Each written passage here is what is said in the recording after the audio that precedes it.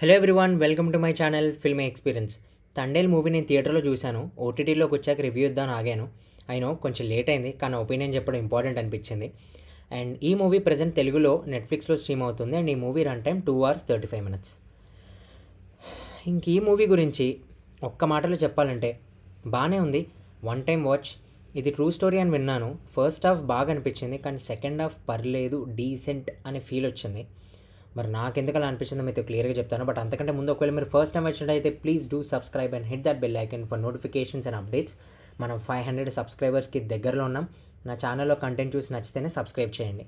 Already subscribe చేసిన వాళ్ళైతే ఒకసారి మన Instagram page, Twitter and threads links డిస్క్రిప్షన్లో ఉన్నాయి. వీటిల్లో ప్రతి movie first and second half reports అక్కడ పోస్ట్ చేస్తాను. ఇంకా రివ్యూలోకి వెళ్ళిపోదాం.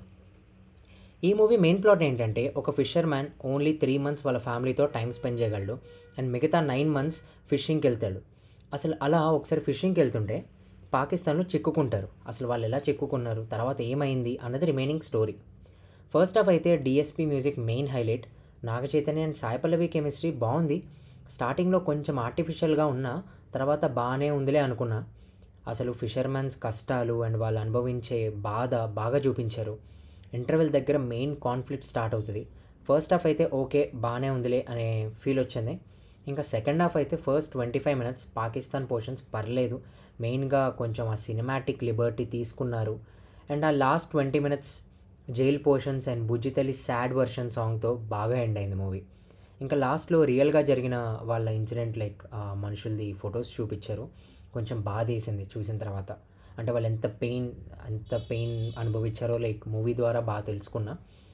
Performances wise Naga Chaitanya like చాలా ఇంప్రూవ్ అయ్యాడు acting wise. And Sai Pallavi కూడా యాజ్ యూజువల్ బాగా చేసింది. అండ్ మిగతా యాక్టర్స్ కూడా డిడ్ వెల్. డైరెక్షన్ బాగుంది, కానీ ఏంటో మూవీ అంతా కొంచెం ఆర్టిఫిషియల్గా అనిపించింది.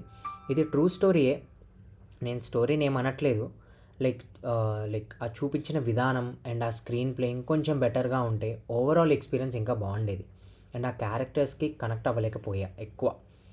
అసలు ఫిషర్మెన్స్ లైఫ్ ఎలా ఉంటుంది, ఆ లవ్ స్టోరీలో ఉన్న డెప్త్ తెలుసుకోవాలంటే ఈ మూవీని అసలు మీరు మిస్ అవ్వకండి. డిఎస్పి మ్యూజిక్ అండ్ యాక్టర్స్ పర్ఫార్మెన్స్తో అలా వెళ్ళిపోతుంది. ఒక్కసారి అయితే హ్యాపీగా చూసేయచ్చు. ఆల్రెడీ ఒక మినీ రివ్యూ నా ఇన్స్టాగ్రామ్ పేజ్లో పోస్ట్ చేశాను, please do checkout. So link is in description. So నా రివ్యూ మీకు నచ్చినట్టయితే లైక్ అండ్ సబ్స్క్రైబ్ చేయండి. అండ్ మీ ఎక్స్పీరియన్స్ ఎలా ఉందో కామెంట్స్లో షేర్ చేయండి. Thank you. మళ్ళీ నెక్స్ట్ రివ్యూలో కలుద్దాం.